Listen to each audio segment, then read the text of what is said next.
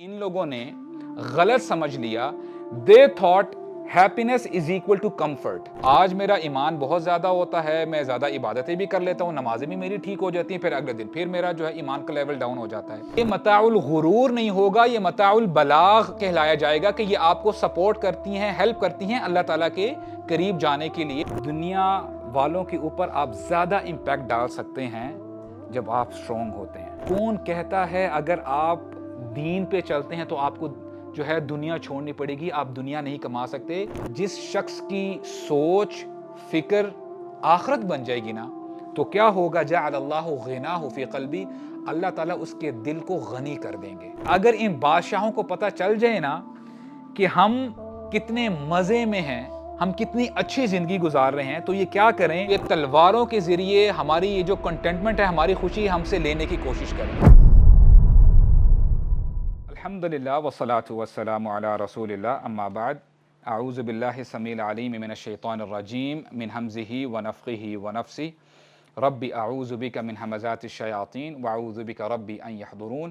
رب اشرح لی صدری ویسر لی امری واحلل عقدۃ من لسانی یفقہوا قولی. آمین یا رب العالمین. السلام علیکم ورحمۃ اللہ وبرکاتہ. آپ کے سامنے کچھ سٹیسٹکس رکھتا ہوں میں. Let's talk about depression. ایک اسٹڈی کی گئی 1988 سے لے کے 2008, 20 سال کی اسٹڈی تھی, جس میں یہ ہمیں پتہ چلا کہ there was 400% increment in anti depressants. لوگ جو ہے اینٹی ڈپریسنٹس جو لیتے تھے اس میں 400% انکریمنٹ آیا. اور کئی لوگوں نے یہ کہا کہ ہو سکتا ہے یہ کانسپریسی تھیوری ہو, جو فارماسیوٹیکل کمپنیز ہیں وہ اپنی پروڈکٹ پش کرنا چاہتی ہوں, اس لیے جو ہے اتنی جو ہے میڈیکل جو میڈیکیشنز ہیں, جو دوائیاں ہیں وہ بکی ہیں, میڈیسنز بکی ہیں. اس ٹینور میں there was increment in suicide rates as well. جتنی سوسائڈس پہلے ہوا کرتی تھی اس میں بھی جو ہے there was an increase in that. اور ایک اور اسٹڈی کی گئی جس میں ہمیں یہ پتہ چلتا ہے between 1950 to 2000, 50 سال کی یہ اسٹڈی کی گئی. اس میں 15 سال سے لے کے 25 سال کے درمیان جو نوجوان ہیں ان کی سوسائڈ ریٹ 3 گنا بڑھی ہوئی تھی. اور اسی اسٹڈی میں ہمیں پتہ چلتا ہے کہ 1999 سے لے کے 2012 جو مڈل ایج گروپ ہے ان کی سوسائڈ ریٹ میں بھی 40% انکریز آیا ہوا تھا. اچھا, یہ جو سٹیٹس میں نے آپ کو بتائے ہیں, آپ کو میں نے ڈرانے کے لیے نہیں بتائے. بتانے کا مقصد یہ ہے کہ it wasn't supposed to be this way. اللہ تعالیٰ یہ نہیں چاہتے کہ لوگ میزریبل کنڈیشن میں, بری حالت میں, ڈپریشن کے اندر اپنی زندگی گزاریں.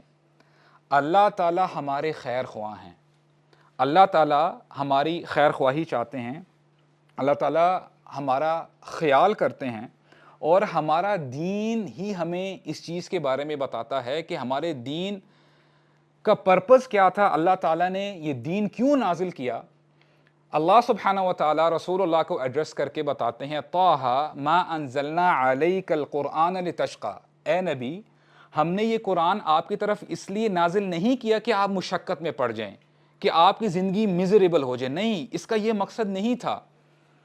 اور پھر سورہ طٰہَ میں ہی اللہ تعالیٰ فرماتے ہیں آیہ نمبر 123 میں, فَإِمَّا يَأْتِيَنَّكُم مِّنِّي هُدًى, جب پھر تمہارے پاس ہماری طرف سے ہدایت آ جائے تو ہوگا کیا, فَمَنِ اتَّبَعَ هُدَايَ فَلَا يَضِلُّ وَلَا يَشْقَىٰ, تو جو ہماری ہدایت کی پیروی کرے گا نہ وہ گمراہ ہوگا اور نہ ہی وہ کسی مشقت میں پڑے گا. وہ اس کی زندگی میزریبل نہیں ہوگی, وہ ڈپریشن میں نہیں جائے گا. اور ہمارا دین اتنا کمال کا دین ہے کہ کوئی ایسا پہلو نہیں ہے ہماری زندگی کا مگر یہ کہ ہمارا دین ہماری رہنمائی نہ کرتا ہو. الحمدللہ ہمارا دین ہر لحاظ سے ہمیں گائیڈ کرتا ہے. What is the reason of suffering, کہ بندہ سفر کیوں کرتا ہے, کیوں ڈپریشن میں چلا جاتا ہے, اس کا بھی جواب قرآن مجید میں آیا ہے. اللہ سبحانہ وتعالی فرماتے ہیں وَمَنْ أَعْرَضَ عَنْ ذِكْرِي فَإِنَّ لَهُ مَعِيشَةً ضَنْكًا، جو ہمارے ذکر سے اعراض کرے گا، ہماری یاد سے منہ موڑے گا، ہماری عبادت نہیں کرے گا، ہم اس کی زندگی کو کیا کر دیں گے؟ تنگ کر دیں گے۔ اور دنکا کا ایک مطلب ڈپریشن بھی ہے، وہ اپنی زندگی میں ڈپریشن کو پائے گا، اس کی زندگی میں ڈپریشن آ جائے گا۔ اور پھر اسی آیت کے آگے بات کنٹینیو ہوتی ہے، وہ شخص کہے گا قال ربی لما حشرتنی اعما وقد کنت بصیرا، کہ اس شخص کو جب قیامت کے دن اٹھایا جائے گا تو اندھا بنا کے اٹھایا جائے گا، اور پھر یہ کہے گا اے اللہ، اے میرے رب، آپ نے مجھے اندھا بنا کے کیوں اٹھایا قیامت کے دن، حالانکہ وقد کنت بصیرا، میں دنیا میں تو اچھا خاصا دیکھتا تھا، میرے پاس آنکھیں تھی، میں دیکھا کرتا تھا۔ جواب آئے گا قال کذالک اتتک آیاتنا فنسیتها، ایسے ہی ہوگا کیونکہ تیرے پاس ہماری آیات آئی تھی دنیا میں، تو نے کیا کیا؟ فنسیتها، تو ہماری آیات کو بھول گیا۔ وکذالک اليوم تنسیٰ، آج تجھے بھی بلا دیا جائے گا۔ اور ایک اور آیت میرے ذہن میں آ رہی ہے جہاں پہ اللہ تعالیٰ فرماتے ہیں افلم یسیروا فی الارض فتکون لہم قلوب یعقلون بہا، کیا یہ دنیا میں گھومے پھرے نہیں ہیں اللہ کی زمین پہ؟ ان کے پاس دل ہوتے کہ سوچتے یہ کہ کیا کمال کی خلقت ہے، اتنی پرفیکٹ اللہ تعالیٰ نے یہ سب کچھ جو میکنزم چل رہا ہے، سسٹم ہے، اتنا پرفیکٹ طریقے سے چل رہا ہے کہ ان کے پاس دل ہوتے یہ نصیحت پکڑتے، او آذان یسمعون بہا، یا ان کے پاس کان ہوتے جن سے یہ سنتے۔ آگے آیت کیسے کنٹینیو ہوتی ہے؟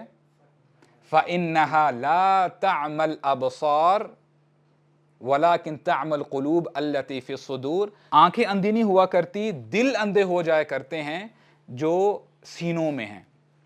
تو اصل میں جو بندہ اگر اس دنیا میں صحیح طریقے سے نہیں پہچانتا، اللہ تعالیٰ کی خلقت کو نہیں دیکھتا، اسپرچولی بلائنڈ ہو جاتا ہے، تو یہ بندہ قیامت کے دن فزیکلی بھی یہ بلائنڈ ہوگا، اس کو اندھا بنا کے اٹھایا جائے گا۔ اور ایک اور اسٹڈی کی گئی، اور اس میں تقریباً آپ سمجھ لیں کہ 132 ڈفرینٹ کنٹریز تھے، اور ان کنٹریز میں سے تقریباً 140,000 بندے تھے، ان کو لیا گیا اور ان سے پوچھا گیا کہ are you happy with your life? اور اس میں جو ویلدی کنٹری تھے نا، جو آج ان کو ہم کہتے ہیں نا کہ بڑے فرسٹ ورلڈ کنٹریز ہیں، بڑا اچھا ان کا انفراسٹرکچر ہے، بڑی ترقی کر رہے ہیں، آپ کو شوق لگے گا کہ یہی جو ویلدی کنٹریز ہیں ان کی مونوپلی تھی سوسائیڈ ریٹس میں آگے بڑھنے کی، اگر ہم بات کریں تو they were on the top when it comes to suicide۔ اور انہی لوگوں سے جب پوچھا گیا کہ are you happy with your life، تو انہوں نے کہا yes we are happy with our lives۔ تو بات سمجھ میں جو ہے آپ حیران ہوں گے کہ یہ کیا بات ہوئی، یہ لوگ خوش بھی ہیں لیکن اس کے ساتھ ساتھ ان کا جو سوسائڈ ریٹ ہے وہ بھی بہت اوپر ہے۔ حالانکہ ان لوگوں نے غلط سمجھ لیا، they thought happiness is equal to comfort۔ اگر میرے پاس اچھی گاڑی ہے، اچھا گھر ہے، میرے پاس بینک بیلنس ہے، سب کچھ ٹھیک چل رہا ہے، تو it means they used to think that we are happy, حالانکہ وہ ہیپینس نہیں تھی، وہ کمفرٹ تھی۔ اور پھر جو تھرڈ ورلڈ کنٹریز ہیں جو ریلیٹیولی اتنے امیر نہیں تھے، ان کا جب انہوں نے انالیسس کیا اور پتہ یہی آیا کہ ان کے پاس ایک تو مال کم تھا، لیکن ان کے سوسائڈ ریٹس بھی کم تھے اس کے ساتھ ساتھ۔ اور کس چیز نے بچایا؟ جب انہوں نے آخری سوال کیا اپنی سٹڈی میں انہی لوگوں سے، ڈیفرنٹ جو کیٹیگری تھے لوگوں کے، کہ do you think you have a purpose in your life? اور یہ جو بھی امیر ممالک تھے انہوں نے یونانیمسلی کہا کہ ہماری زندگی کا کوئی مقصد نہیں ہے، کوئی پرپز نہیں ہے۔ اور انہی جو غریب ممالک تھے، جو تھرڈ ورلڈ کنٹریز تھے، ان کو کس چیز نے سوسائڈ سے بچایا؟ They used to think that there is a purpose in this life۔ اس دنیا کا مقصد ہے، ہمارا اس دنیا میں آنے کا مقصد ہے۔ اور یہی بات تو اللہ تعالیٰ فرماتے ہیں وَمَا خَلَقْتُ الْجِنَّ وَالْإِنسَ إِلَّا لِيَعْبُدُونَ، ہم نے جنات کو اور انسانوں کو صرف اپنی عبادت کے لیے پیدا کیا ہے۔ اور یہ تو ہم نے فیکٹ اسٹیبلش کر لیا ہے کہ ہمارا دنیا میں آنے کا مقصد کیا ہے؟ اللہ تعالیٰ کی عبادت کرنا. اس کے ساتھ ساتھ اللہ تعالیٰ نے ہمارے لیے اوبلیگیٹری کر دیا ہے, فرض کر دیا ہے کہ ہم خوش رہیں. اور قرآن مجید میں ابن القیم رحمہ اللہ فرماتے ہیں کہ قرآن مجید میں اللہ تعالیٰ فرماتے ہیں آپٹیمزم کے حوالے سے, اللہ تعالیٰ فرماتے ہیں قُلْ بِفَضْلِ اللَّهِ وَبِرَحْمَتِهِ فَبِذَلِكَ فَلْيَفْرَحُوا, کہ اللہ تعالیٰ نے قرآن نازل کیا, دین اللہ تعالیٰ نے ہمیں عطا کیا. اللہ تعالیٰ ہمیں بتا رہے ہیں if you want to become happy, اگر تم خوش رہنا چاہتے ہو, خوشی منانا چاہتے ہو تو خوشی مناؤ, کیونکہ اللہ تعالیٰ نے تمہاری طرف یہ دین بھیجا ہے اور دین تمہارے لیے آسانی پیدا کرنے کے لیے آیا ہے. یرید اللہ بکم اليسر ولا یرید بکم العسر, اللہ تعالیٰ تمہارے لیے آسانی چاہتے ہیں, مشقت نہیں چاہتے. اور رسول اللہ صلی اللہ علیہ وسلم کی حدیث میں بھی ہمیں یہی پتہ چلتا ہے کہ آپ اپنے حجرے میں تھے اور آپ کو آوازیں آ رہی تھی صحابہ اکرام کی, وہ قرآن مجید پڑھ رہے تھے, پڑھا رہے تھے, تدارس کر رہے تھے. تو رسول اللہ آتے ہیں, باہر آ کے پوچھتے ہیں, سوال کرتے ہیں بڑی یعنی خوشی کی حالت میں کہ اے میرے صحابہ, کیا آپ گواہی دیتے ہیں کہ اللہ کے علاوہ کوئی معبود نہیں ہے, انہی کی عبادت کرنی چاہیے؟ تو صحابہ اکرام نے کہا بالکل یا رسول اللہ, ہمیں اللہ تعالیٰ کی ہی عبادت کرنی چاہیے. اور پھر دوسرا سوال کیا کہ آپ گواہی دیتے ہیں کہ میں اللہ تعالیٰ کا بھیجا ہوا رسول ہوں؟ تمام صحابہ نے کہا بالکل یا رسول اللہ, آپ اللہ تعالیٰ کے میسنجر ہیں, بھیجے ہوئے رسول ہیں. اور پھر فرمایا کہ آپ یہ بھی گواہی دیتے ہو کہ یہ جو قرآن آپ پڑھ رہے ہو یہ اللہ تعالیٰ کی طرف سے بھیجا ہوا ہے؟ تو تمام صحابہ کرام نے کہا بلا یا رسول اللہ, یہ قرآن بھی اللہ تعالیٰ کی طرف سے بھیجا ہوا ہے. تو رسول اللہ نے کہا فَأَبْشِرُوا, خوشیاں مناؤ, you have to be happy. کیوں؟ کیونکہ قرآن کا ایک حصہ اللہ تعالیٰ کے ہاتھ میں ہے اور دوسرا حصہ تمہارے ہاتھ میں ہے. This is the connection between you and Allah subhanahu wa ta'ala. یہ تمہارے اور اللہ تعالیٰ کے درمیان کنیکشن ہے. اور ہمارا دین ہمیں مزید یہ سکھاتا ہے کہ have trust in Allah, اللہ تعالیٰ پہ آپ بھروسہ رکھیں. اور ایک حدیث جو ابھی ہم پڑھ ہی رہے تھے, اللہ تعالیٰ فرماتے ہیں انا عند ظن عبدی بی, میں اپنے بندے کے گمان کے مطابق ہوں. بندہ جو گمان کرتا ہے میرے بارے میں پھر اپنے بندے کے ساتھ ویسا ہی سلوک کرتا ہوں. اور اس کے ساتھ ساتھ ایک حدیث ہے, رسول اللہ صلی اللہ علیہ وسلم فرماتے ہیں اطیرۃ الشرک, the bad omen, کہ جو بدگمانی بندہ کرتا ہے نا, مثال کے طور پہ یہ ہمارے ہاں بڑا عام ہے کہ اگر کوئی کالی بلی راستہ کراس کر لے, رائٹ سے لیفٹ چلی جائے, تو پھر آپ سمجھتے ہیں کہ یہ ہو سکتا ہے بدشگونی ہو, یہ you feel bad about it, کہ ہو سکتا ہے کہ آج کے دن کوئی برا نہ ہو جائے. دراصل عربوں میں کیا ہوا کرتا تھا کہ اگر کوئی بندہ سفر کرنا چاہتا تو وہ ایک پرندہ پکڑتا اور پرندے کو ریلیز کر دیتا. اگر وہ پرندہ رائٹ یا فرنٹ کی طرف فلائی کرتا تو اس کا مطلب وہ یہ سمجھ بیٹھتا کہ میں اپنے ٹرپ کو کنٹینیو کر سکتا ہوں, دیر از نو پرابلم, میرا جو ٹرپ ہے بڑا سیفٹی کے ساتھ کمفرٹیبل طریقے سے میں اس کو کور کر لوں گا. اگر وہ پرندہ لیفٹ جاتا یا پیچھے جو ہے فلائی کر دیتا, پیچھے کی طرف اڑ جاتا, تو وہ اپنا پورا ٹرپ کینسل کر دیتا کہ ہو سکتا ہے کہ مجھے کہیں چور نہ پکڑ لیں, مجھے کوئی اور حادثہ پیش نہ آ جائے, تو وہ اس وجہ سے اپنا ٹرپ کینسل کر دیتا. اسی لیے رسول اللہ نے فرمایا کہ یہ جو بدگمانی ہے, اس کو بدگمانی نہیں بدشگونی کہیں گے, بیڈ اومن کو بدشگونی یہ شرک ہے. کیوں؟ کیونکہ اللہ تعالیٰ نے آپ کو بار بار کہا ہے وَعَلَى اللَّهِ فَلْيَتَوَكَّلِ الْمُؤْمِنُونَ, اے لوگو اللہ تعالیٰ پہ بھروسہ کرو, you have to trust Allah. لوگ کرتے کیا ہیں, اپنے آپ کو کسی شر سے بچانے کے لیے, ہو سکتا ہے کسی کو بات یہ بری لگے, لیکن دیکھیں ہمارا دین بڑا کلیئر ہے. اللہ تعالیٰ نے دین ہمارے لیے واضح کر دیا ہے. رسول اللہ کو بھیجنے کا مقصد یہی تھا کہ لوگ جو اگر غلط کام میں پڑے ہوئے ہیں وہ سیدھے راستے پہ آ جائیں, جو ڈی ریلڈ ہیں صحیح ٹریک پہ آ جائیں. رسول اللہ صلی اللہ علیہ وسلم فرماتے ہیں جس نے لٹکایا وہ ہم میں سے نہیں اور اس نے شرک کیا. کیا مطلب ہے؟ لوگ آج اپنے آپ کو بچانے کے لیے کسی شر سے یا کسی حادثے سے بچانے کے لیے وہ تعویذ پہنتے ہیں, ہاتھوں میں تعویذ پہن لیں گے. اگر کسی کے ہاں اولاد نہیں ہو رہی تو خواتین پیٹ پہ جو ہے کوئی دھاگے باندھ لیتی ہیں اور اس قسم کے جو ہیں جو خرافات ہیں جو برائیاں عام ہیں، کیونکہ آپ سمجھے بیٹھتے ہیں کہ مجھے یہ دھاگا پروٹیکٹ کرے گا یا مجھے یہ تعویذ پروٹیکٹ کرے گا، تو اللہ تعالیٰ ایکویژن میں کہاں ہیں؟ پھر اللہ سبحانہ و تعالیٰ تو یہ فرماتے ہیں کہ you have to trust me, تم نے مجھ پر بھروسہ کرنا ہے. تو اسی لیے رسول اللہ نے فرمایا کہ بدشگونی شرک ہے. اور ابو بکر رضی اللہ عنہ اس حوالے سے فرماتے ہیں احذر لسانک ان تقول فتبتلا، کہ دیکھو اپنی زبان پہ کنٹرول رکھا کرو، جو بھی تمہارے ذہن میں آتا ہے اس اپنی زبان سے ادا نہ کر دیا کرو کہ میرا ہی گھر اللہ سبحانہ و تعالیٰ کو ملا ہے، میرے ہی حالات خراب ہیں. جتنی تمہارے اندر نیگیٹو تھاٹس آئیں گی تو ہوگا کیا؟ ابو بکر فرماتے ہیں ان البلاء موکل بالنطق، ایسا نہ ہو کہ تمہاری زبان کی وجہ سے تمہیں آزمایا جائے. کبھی کبھار there is a term کہ آپ جو کہہ رہے ہوتے ہیں نا، پھر وہ آپ دیکھتے ہیں کہ وہ اصل میں ہو بھی جاتا ہے، تو پھر آپ کا وہ جو مسکنسپشن ہے نا وہ آپ اس پر پکا ہو جاتا ہے کہ یار دیکھو میں کہہ رہا تھا نا کہ یہ میرے ساتھ ہونا ہے.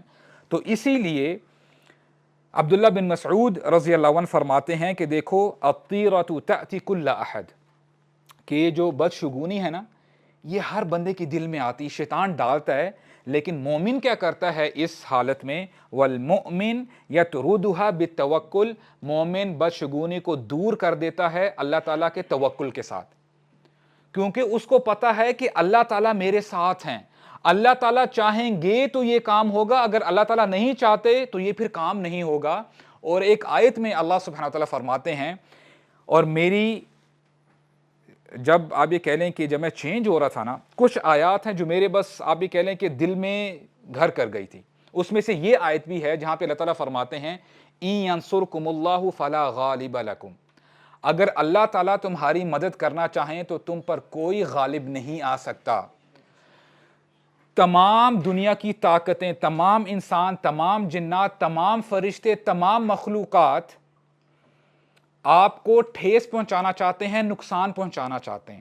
اللہ تعالیٰ یہاں پہ آپ کو تسلی دے رہے ہیں کہ اگر میں تمہاری مدد کرنا چاہوں تو تم پر پھر کوئی غالب نہیں آئے گا.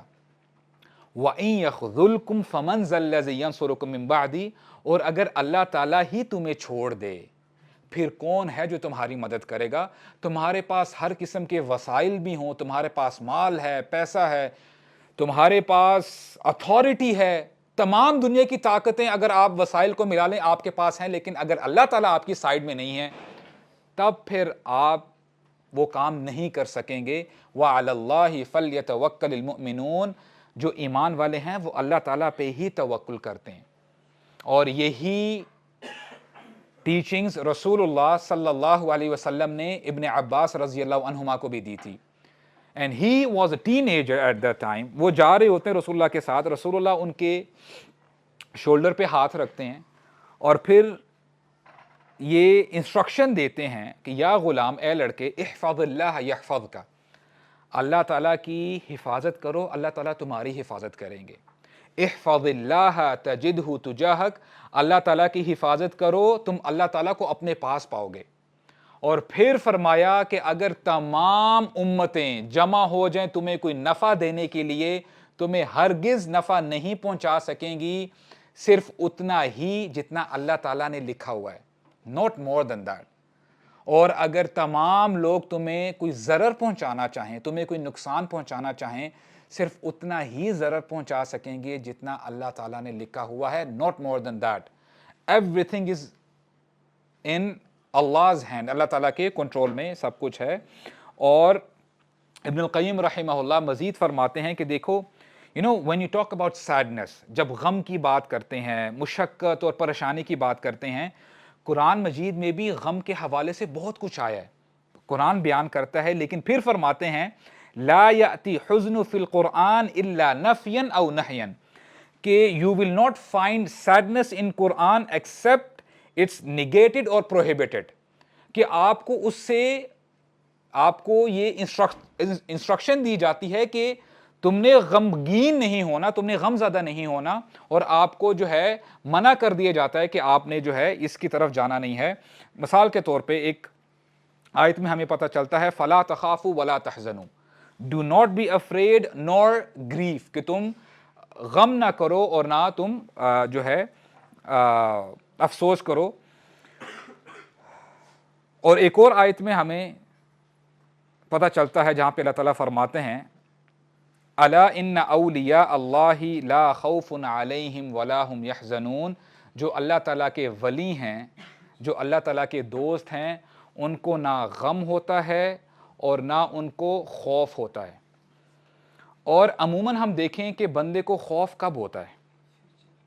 فیوچر کے بارے میں, کہ کل پتہ نہیں میرے ساتھ کیا ہوگا, مجھے جاب ملے گی کہ نہیں ملے گی, میں پاس ہوں گا کہ نہیں ہوں گا.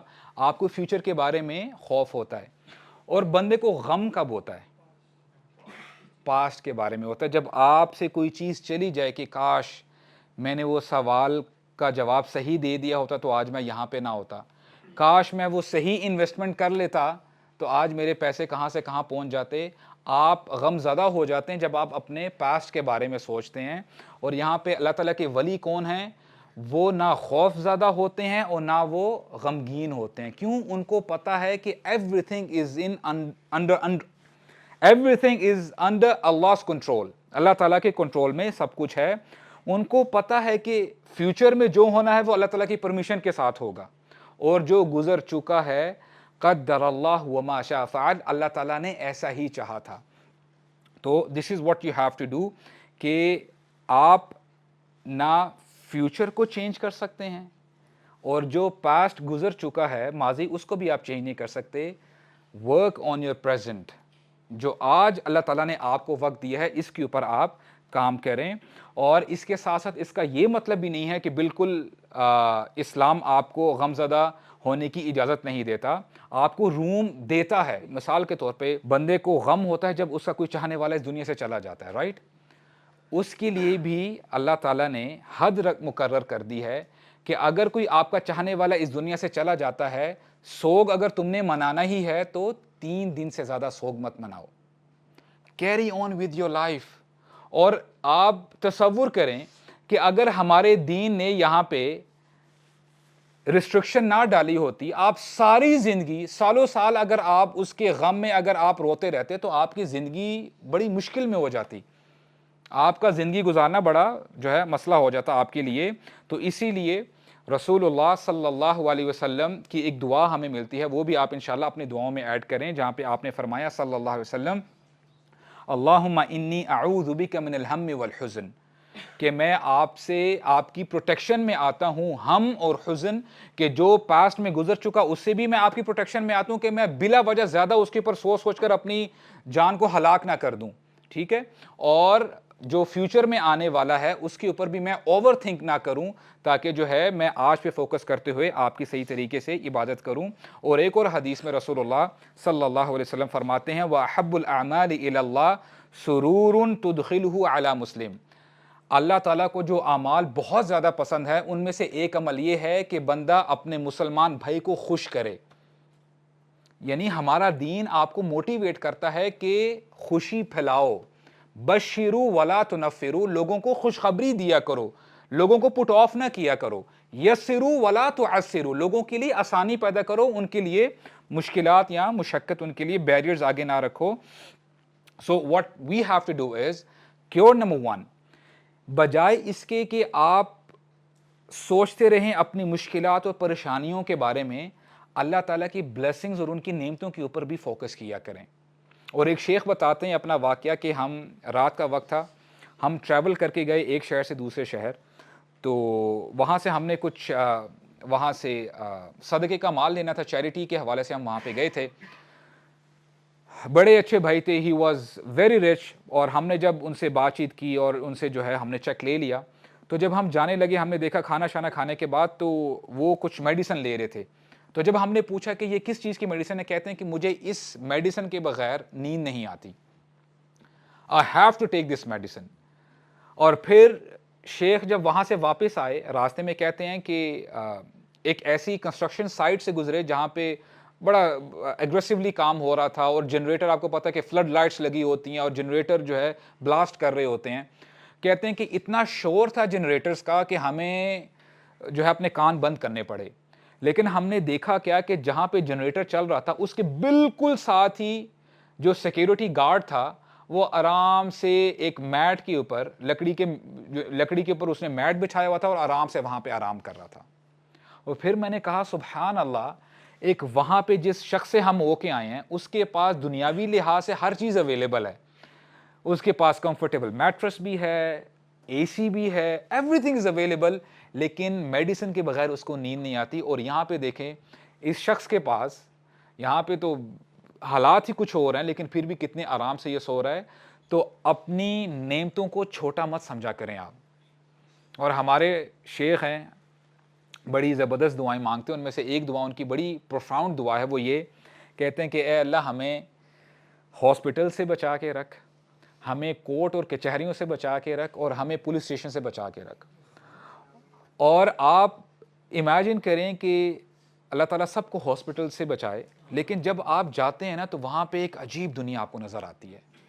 آپ کو نوجوان آپ کو ویل چیئر پہ جاتے ہوئے ملیں گے, لوگ رو رہے ہیں, بچے چیخیں مار رہے ہیں, اور آپ یہ کہیں گے کہ بس کب موقع ملے اور میں اس جگہ سے باہر نکلوں, تب جا کے آپ کو اپنی صحت کا اندازہ ہوتا ہے. تو اللہ تعالیٰ کی جو دی ہوئی نعمتیں ہیں ان پر فوکس کریں, اور یہ کرنا بہت ضروری ہے. اور اگر آپ نعمتوں کے اوپر فوکس کریں گے تو یہ بھی عبادت کا حصہ ہے. قیامت کے دن جس دن کوئی سایہ نہیں ہوگا اور 7 قسم کے لوگ ہوں گے جو اللہ تعالیٰ کے عرش کے سائے تلے ان کو جگہ ملے گی, ان میں سے ایک ایسا مرد ہوگا, اور یہ دونوں کے لیے ہے, مرد بھی ہو سکتا ہے اور خاتون بھی ہو سکتی ہے. یہ وہ شخص ہوگا رجل ذکر اللہ خالیا, بڑی کمال کی بات ہے کہ یہ وہ شخص ہے جو اکیلا بیٹھا ہو اپنے روم میں, کہیں بھی اکیلا ہو. اب دیکھیں سبحان اللہ, یہ بھی مائنڈ سیٹ ہے, اکیلا بیٹھا ہوا ہے, کر کے رہا ہے ذکر اللہ خالیا, اللہ تعالیٰ کی نعمتوں کے اوپر ابھی فوکس کرنے لگ پڑا ہے.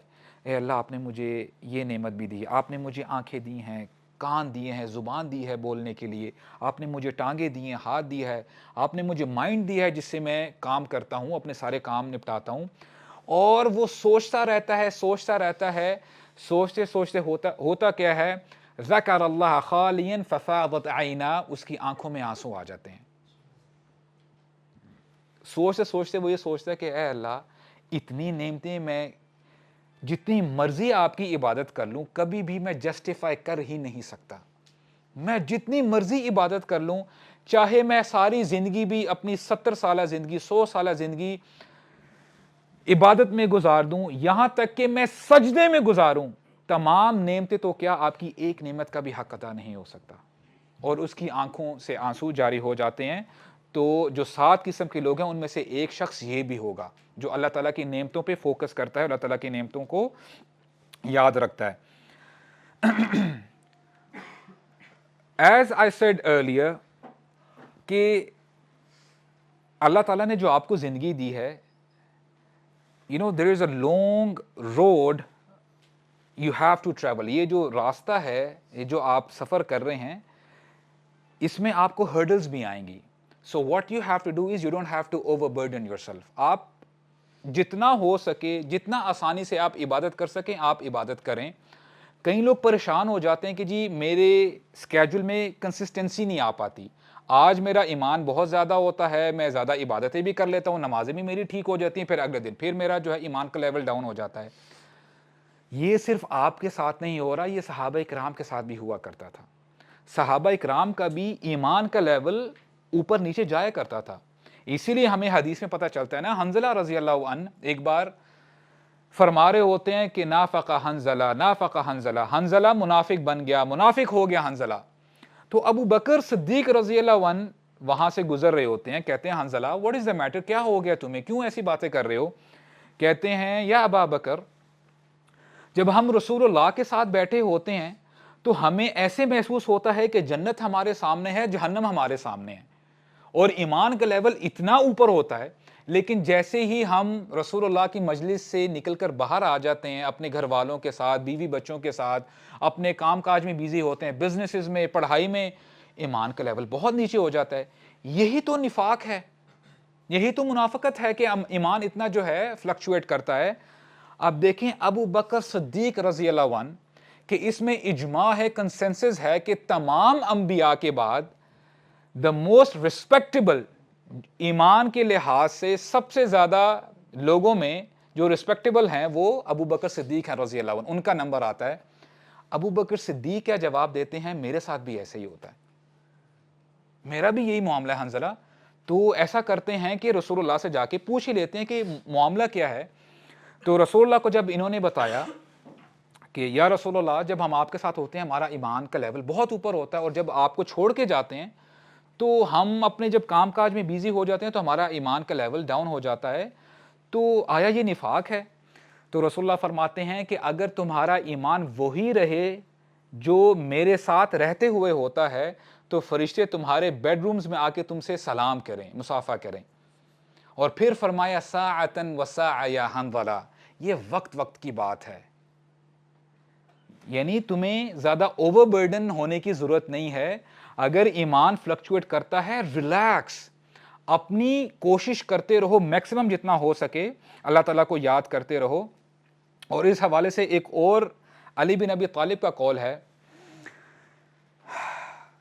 اس میں علی بن ابی طالب کہتے ہیں رضی اللہ عنہ, روش القلوب, کہ give your heart some time, اپنے دل کو تھوڑا سا وقت دیا کرو ریلیکس ہونے کا.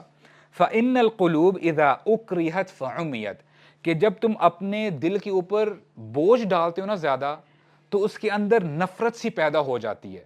مثال کے طور پہ کئی لوگ کرتے پتہ کیا ہیں, مثال کے طور پہ جی آپ نے ایک پرٹیکولر لیکچر سن لیا, اور لیکچر تھا جی تہجد کے اوپر. اب بندہ لیٹ سے اگر 5 وقت کی نمازوں پہ ہی اسٹرگل کر رہا ہے آلریڈی, اور آپ ٹیمپریریلی آپ کے دل میں آگے کہ اب میں تہجد بھی پڑھا کروں گا, ہو سکتا ہے کہ آپ نے 1 دن پڑھ لی, 2 دن پڑھ لی, پھر آپ کی تہجد بھی چلی جائے گی. اللہ نہ کرے, اگر بندہ کوشش کرتا ہے, بندہ اللہ تعالیٰ بندے کو کنسسٹنٹ رکھے, جسٹ ان کیس اگر نہیں کر پاتا تو وہ ڈس ہارٹ ہو جاتا ہے کہ یار یہ کیا بات ہوئی کہ میں تہجد پڑھنا شروع کی تھی, وہ بھی میرے ہاتھ سے چلی گئی, اب نمازیں بھی میری بڑی مشکل سے پوری ہوتی ہیں. تو یہی چیز حضرت علی فرماتے ہیں کہ دیکھو اپنے آپ کو اوور برڈن نہ کیا کرو, اپنے دل کو ٹائم دیا کرو. اور کون کہتا ہے کہ اگر آپ دین پہ چلیں گے تو آپ دنیا کو انجوائے نہیں کر سکتے؟ حضرت علی کہنا یہ چاہ رہے ہیں کہ دیکھو if you like to go for fishing, جاؤ فشنگ کے لیے جاؤ. اگر آپ کو آرچری کا شوق ہے, جاؤ آرچری کر کے آؤ. سوئمنگ کا شوق ہے, کون کہتا ہے, کس نے آپ کو سپورٹ سے روکا ہے؟ کس نے کہا ہے کہ آپ اپنی صحت کا خیال نہیں رکھ سکتے؟ آپ یہ کریں, لیکن کیا ہے, نیت آپ کی یہ ہونی چاہیے کہ اللہ تعالیٰ نے مجھے یہ صحت دی ہے, میں اس صحت کا خیال رکھوں گا اور اسی صحت کو یوٹیلائز کروں گا اچھے طریقے سے اللہ تعالیٰ کی عبادت کرنے میں, کہ میں اللہ تعالیٰ کی عبادت کروں گا. اور ایک اور حدیث سعد بن ابی وقاص رضی اللہ عنہ سے مروی ہے, وہ فرماتے ہیں, اور بڑی انٹرسٹنگ حدیث ہے, جس میں رسول اللہ صلی اللہ علیہ وسلم فرماتے ہیں. اب دیکھیں صحابہ اکرام وہ تو راوی ہیں, فرمایا کس نے ہے؟ رسول اللہ نے صلی اللہ علیہ وسلم. کیا فرماتے ہیں رسول اللہ؟ اربع من السعادہ, 4 ایسی چیزیں ہیں جن سے خوشی ملتی ہے لوگوں کو, یہ خوشی والے کام ہیں. نمبر 1 المرأة الصالحہ, نیک بیوی یا نیک خاوند, either of the two, یعنی دونوں کے لیے ہو سکتا ہے, ٹھیک ہے, بیویوں کے لیے خاوند, خاوندوں کے لیے بیوی, نیک بیوی. والمسکن الواسعہ, بگ ہاؤس. نمبر 3 والجار الصالح, اچھا پڑوسی. نمبر 4 والمرکب الحنی, گڈ کار. 4 چیزیں جو میں نے آپ کو بتائی ہے, ذرا ریپیٹ کیجئے گا. نمبر 1 پائس اسپاؤس, نیک بیوی اور بیویوں کے لیے نیک خاوند. نمبر 2 بڑا گھر. نمبر 3 اچھا پڑوسی. نمبر 4 اچھی سواری, ٹھیک ہے, اچھی گاڑی. well wait a minute, this is all دنیا, right? دین تو نہیں ہے اس میں کہیں. تو ہمارے رسول اللہ کیا کہہ رہے ہیں؟ you can enjoy your life. اور ہمیں بھی ابھی, ہم تو چلو عادی ہو چکے ہیں یوتھ کلب میں, ہمارے کبھی کبھی جب بائکنگ ٹرپس جاتے ہیں اور ہم کبھی کوئی مذاق والی ویڈیوز اپلوڈ کر رہے ہوں, کھابے شابے چل رہے ہیں, ہمیں ایسے بھی سوالات آتے ہیں کہ یہ کس قسم کے مولوی ہیں, رائڈس پہ جا رہے ہیں, اچھا کھانا کھا رہے ہیں, ایز ایف کہ پتہ نہیں مولویوں کو ہنسنا ہی جو ہے الاؤ نہیں ہے, they are not allowed to laugh, اور وہ اپنی زندگی کو انجوائے نہیں کر سکتے. دیکھیں دین پہ چلنے کا مقصد یہ نہیں ہے کہ آپ کی زندگی تنگ کر دی گئی ہے, نو. کیا اللہ تعالیٰ کی نافرمانی کو ہی ہم نے انٹرٹینمنٹ کا نام جو ہے ہم نے دے دیا ہوا ہے؟ حلال انٹرٹینمنٹ بھی تو ہے. تو آپ انشاءاللہ اپنی زندگی کو اچھی طریقے سے حلال طریقے سے ان باؤنڈریز میں رہتے ہوئے انجوائے بھی کر سکتے ہیں. اور ایک چیز یاد رکھنی ہے, there is a catch. وہ کیا ہے؟ اللہ تعالیٰ فرماتے ہیں وَمَا الْحَيَاةُ الدُّنْيَا إِلَّا مَتَاعُ الْغُرُورِ. آپ ایسے نہ ان کو یوٹیلائز کرنے لگ جائیں کہ آپ ان میں گم ہو جائیں, آپ کو اللہ تعالیٰ کی یاد ہی نہ آئے. اور سعید بن جبیر رحمہ اللہ تابعی ہیں, وہ بڑی زبردست بات کہتے ہیں کہ اگر دنیاوی نعمتیں آپ کو سپورٹ کرتی ہیں اللہ تعالیٰ کے قریب جانے کے لیے, تو یہ متاع الغرور نہیں ہوگا, یہ متاع البلاغ کہلایا جائے گا کہ یہ آپ کو سپورٹ کرتی ہیں, ہیلپ کرتی ہیں اللہ تعالیٰ کے قریب جانے کے لیے. اور بات سمجھ میں بھی آتی. مثال کے طور پہ اگر آپ کے پاس گاڑی اچھی نہیں ہے اور آپ نے کسی لیکچر کو اٹینڈ کرنے جانا ہے, یا آپ نے اپنی یونیورسٹی جانا ہے, آپ اسلامک ایجوکیشن لینے کے لیے جا رہے ہیں, یا آپ نے خطبہ اٹینڈ کرنے کے لیے جانا ہے, اگر وہ گاڑی بار بار 5 منٹ کے بعد بریک ڈاؤن ہو رہا ہے تو آپ کی زندگی خراب ہوگی نا, تنگ ہوگی آپ کی زندگی. سملرلی اگر آپ کے پاس اچھی گاڑی ہے, آپ اس کو اچھا یوٹیلائز کر سکتے ہیں, اور اس سے آپ جو ہے اپنے بڑے اچھے کام جو ہے اپنے لیے لے سکتے ہیں. تو یہاں سے ہمیں پتہ چلا کہ جو بھی نعمتیں اللہ تعالیٰ نے آپ کو دی ہیں ان کو آپ یوٹیلائز کریں اللہ تعالیٰ کے قریب جانے کے لیے. تو وہ آپ کے لیے آزمائش نہیں ہوگی, یہ آپ کے لیے ایسا ہے کہ آپ کی گاڑی کے لیے یہ فیول کا کام کر رہے ہیں کہ آپ کو یہ اللہ تعالیٰ کے قریب لے کے جا رہے ہیں.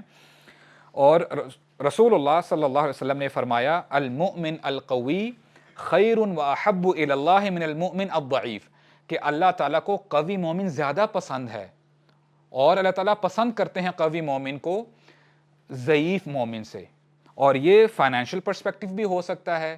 ہر لحاظ سے اگر آپ فائنینشلی اسٹرانگ ہیں, آپ مینٹلی اسٹرانگ ہیں, صحت وائز آپ جو ہے اسٹرانگ ہیں, تو یہ اللہ تعالیٰ کے اور آپ اچھے اعمال بھی کرتے ہیں تو آپ اللہ تعالیٰ کے زیادہ قریب ہو سکتے ہیں. اور دیکھیں ایسا کیوں تھا کہ رسول اللہ صلی اللہ علیہ وسلم جب مکہ میں دین کی دعوت دے رہے تھے تو آپ نے کہا تھا نا کہ اے اللہ 2 عمر میں سے ایک عمر کو دین کی جھولی میں ڈال دے, عمر بن خطاب اور عمر بن حشام. اور یہ عمر بن حشام کون ہے؟ ابو جہل. آپ کو پتہ ہے ابو جہل کا نام ابو جہل کیوں پڑا تھا؟ کیونکہ اس کو پتا تھا کہ اسلام برحق ہے, لیکن وہ اسلام قبول لے کے نہیں آیا, تو اس کا نام ابو جہل پڑ گیا. اور ابو جہل جو اس کا نام تھا, اس سے پہلے اس کا کیا نام تھا؟ ابو الحکم, the father of wisdom. یہ بڑا سمجھدار تھا. اسی لیے رسول اللہ صلی اللہ علیہ وسلم نے عمر بن خطاب کو مانگا اور عمر بن حشام, ان دونوں میں سے کہا کہ یار اے اللہ ان دونوں میں سے ایک کو اسلام کی جھولی میں ڈال دے. اور اس کے بعد دیکھیں اس لیے مانگا نا کہ جب یہ آ جائیں گے اسلام کے اندر تو اسلام کو تقویت ملے گی, اسلام سٹرونگ ہوگا.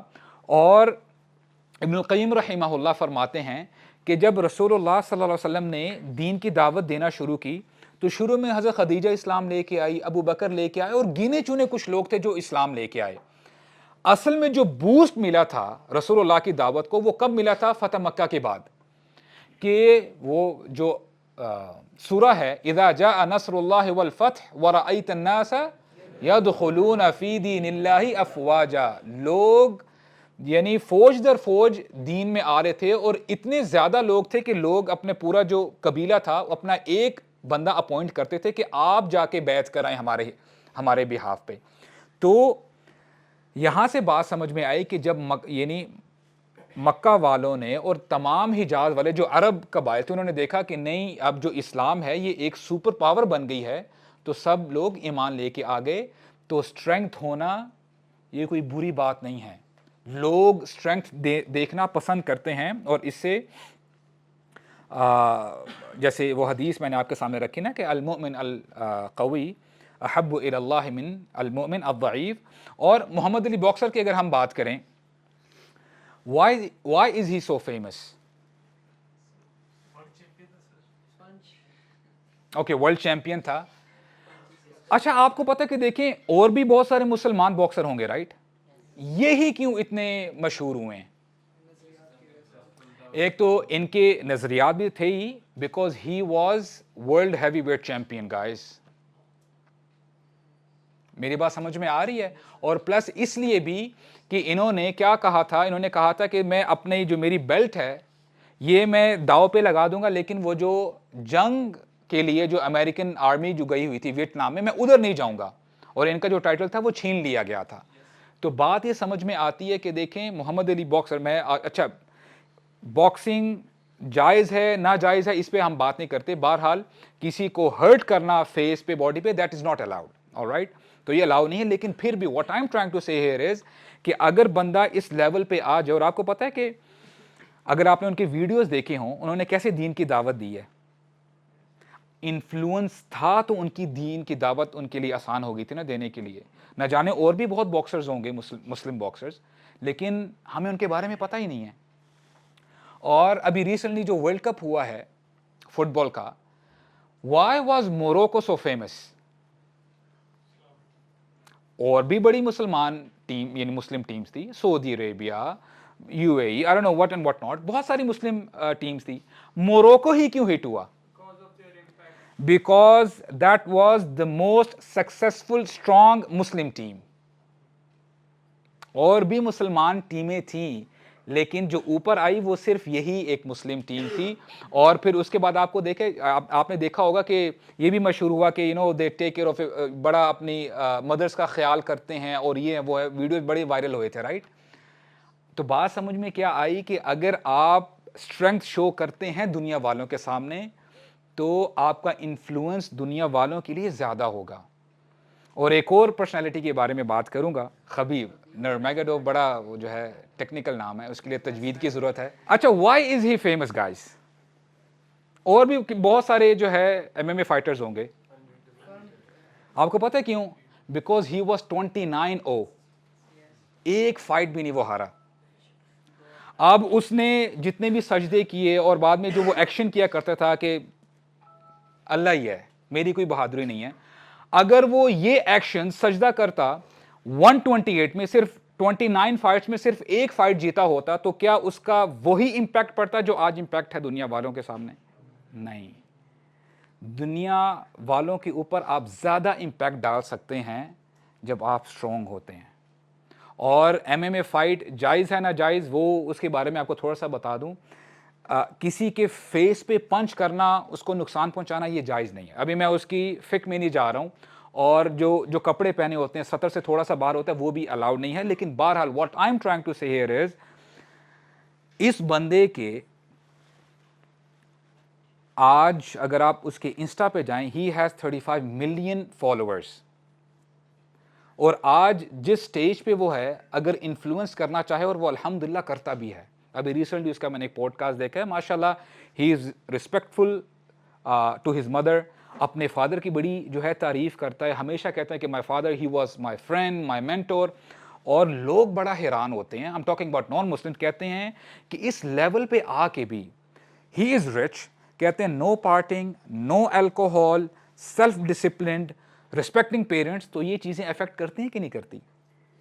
تو اسی لیے بردرز، کون کہتا ہے اگر آپ دین پہ چلتے ہیں تو آپ کو جو ہے دنیا چھوڑنی پڑے گی، آپ دنیا نہیں کما سکتے؟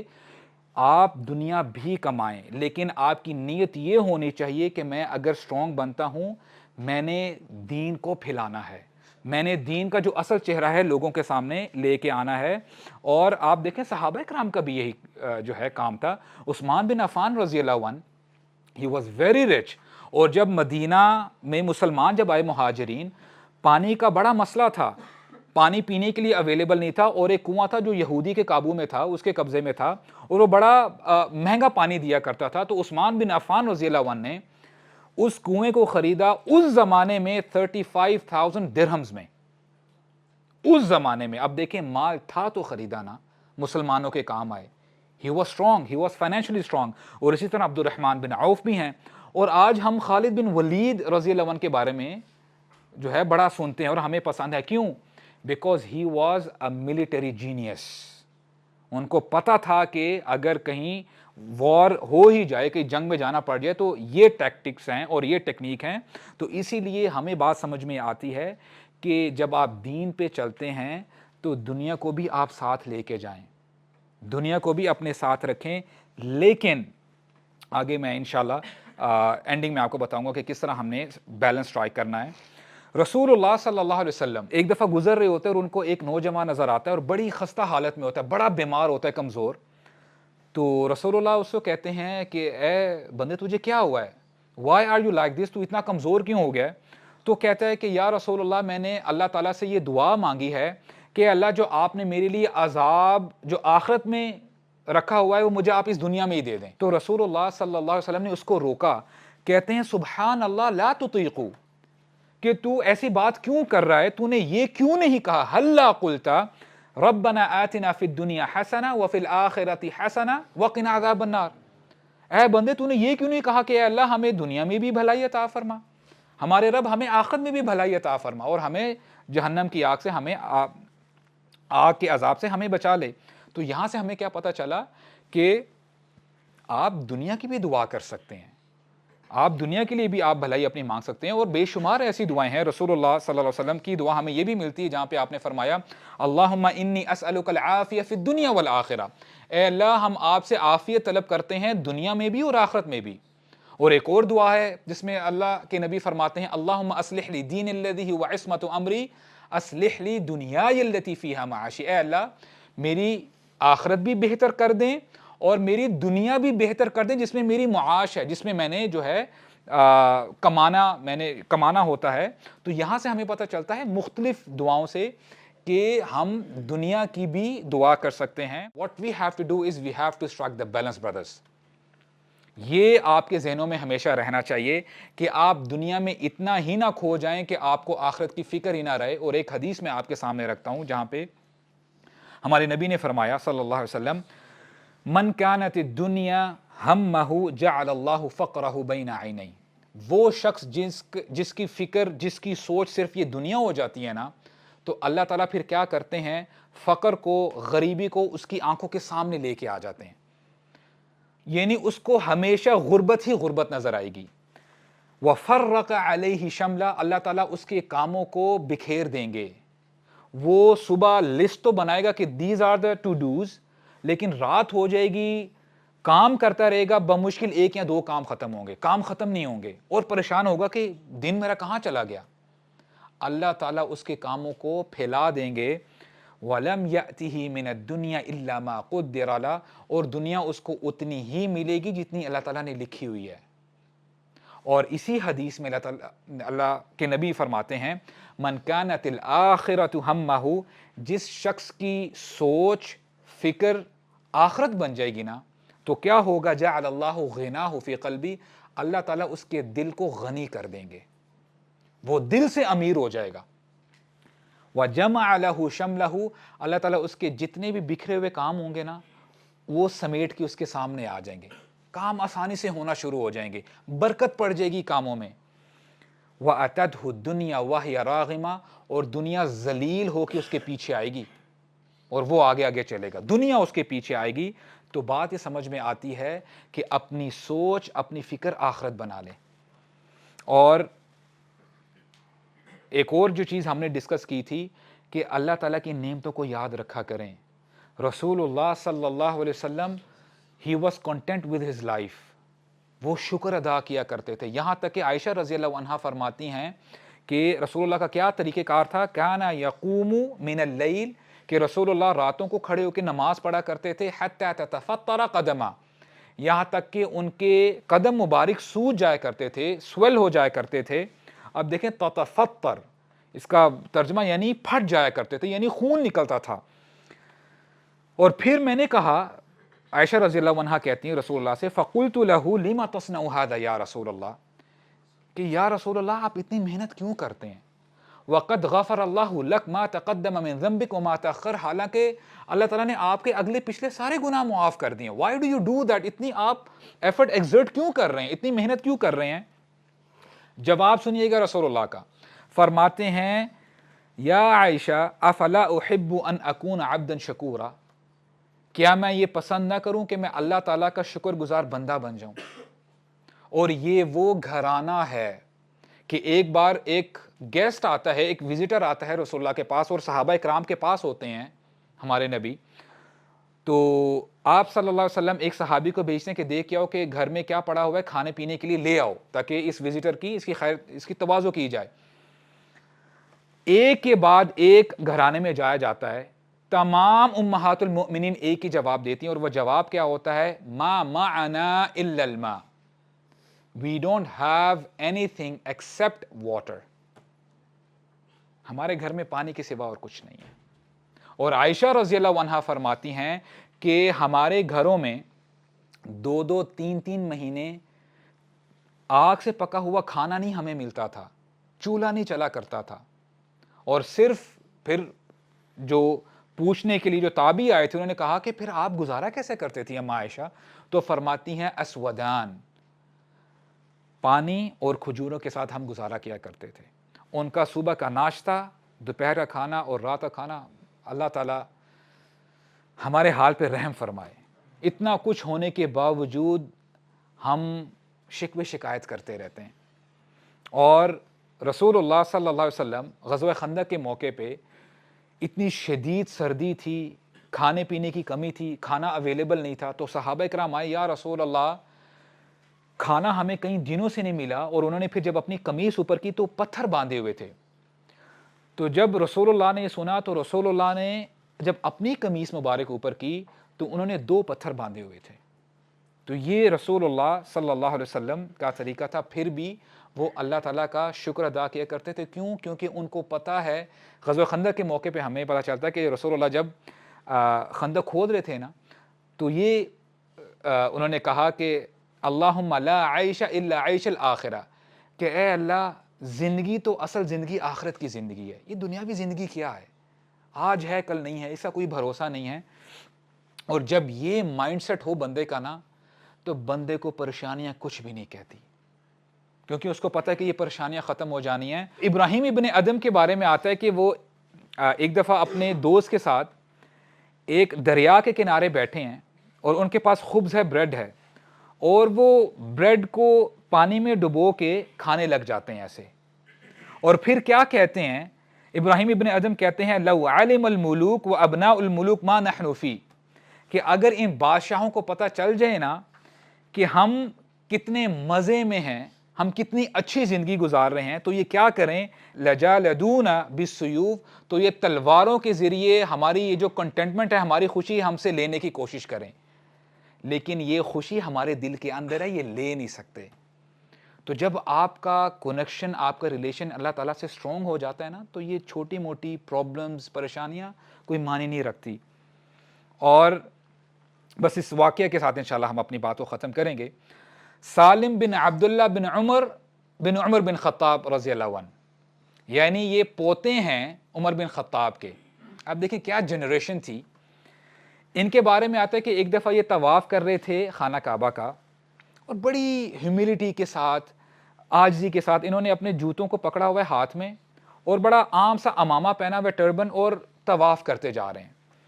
تو خلیفہ اس وقت کے حشام بن عبد الملک، وہ جب ان کی حالت ایسے دیکھتے ہیں، کہتے ہیں کہ یا سالم سلنی حاجہ، آپ مجھ سے مانگے، میں آپ کو جو ہے وہ پرووائڈ کر دیتا ہوں، آپ کو چاہیے کہ آپ کی حالت کچھ بہتر لگ نہیں رہی۔ تو سالم رحمہ اللہ کا جواب سنیے، کہتے ہیں انی لاستحی من اللہ ان اسأل فی بیتہ غیرہ، مجھے اللہ تعالیٰ سے حیا آتی ہے کہ میں اللہ تعالیٰ کے گھر میں رہتے ہوئے کسی اور سے میں مانگوں۔ اور پھر جب یہ جواب سنا ہشام نے تو ان کو غصہ آیا، ان کا چہرہ لال ہو گیا، اور کہا کوئی بات نہیں، تو وہ باہر چلے گئے، حرم سے باہر چلے گئے۔ تو جب سالم رحمہ اللہ طواف کر کے باہر آئے، حرم سے باہر نکلے، تو پھر ہشام پھر پکڑ لیتے ہیں، کہتے ہیں الآن خرجت من بیت اللہ فسلنی حاجہ، دیکھو اب تو آپ حرم سے نکل آئے ہو باہر، اب تو آپ طواف نہیں کر رہے، آپ مجھ سے مانگیں آپ کو کیا چاہیے، what ever you ask I'll give it to you۔ تو سالم پھر یعنی سوال کرتے ہیں، کہتے ہیں من حوائج الدنیا ام من حوائج الآخرہ، کیا آپ کا مطلب دنیا کی حاجت ہے کہ آخرت کی حاجت؟ آپ سے میں کیا مانگوں، دنیا کے بارے میں مانگوں کہ آخرت کے بارے میں آپ سے میں سوال کروں؟ تو کہتے ہیں کہ آخرت کے حوالے سے تو میں طاقت نہیں رکھتا، البتہ آپ کو دنیاوی لحاظ سے جو بھی چاہیے آپ مجھ سے مانگ کے دیکھو، میں آپ کو پرووائڈ کروں گا۔ سالم جواب دیتے ہیں، کہتے ہیں ما سألت الدنیا من یملکها فَكَيْفَ أَسْأَلُهَا مَنْ لَا يَمْلِكُهَا، میں نے یہ دنیا اس ہستی سے نہیں مانگی جو اس دنیا کا مالک ہے، تو میں اس سے کیسے مانگ سکتا ہوں جو اس دنیا کا مالک ہی نہیں ہے؟ How can I ask you Hisham? یہ کہہ کر وہ چلے گئے. یہ ہمارے اسلاف کا طریقہ تھا. This is the relation they had with اللہ سبحانہ و تعالیٰ. ان کو پتہ ہے کہ یہ دنیا عارضی ہے، ختم ہو جانے والی ہے، کوئی بھروسہ نہیں ہے. ایک ایک سیکنڈ اس کا فائدہ اٹھائیں. اللہ تعالیٰ کی ذکر میں ایک ایک لمحہ آپ گزاریں. لا یزال لسانک رطبا من ذکر اللہ، اپنی زبانوں کو تر رکھو اللہ تعالیٰ کے ذکر سے. Keep your tongues moist with the remembrance of اللہ. تو اللہ تعالیٰ ہمیں سمجھنے کی توفیق عطا فرمائے. سبحانک اللہم و بحمدک، اشہد ان لا الہ الا انت، استغفرک و اتوب الیک، وبارک اللہ فیکم.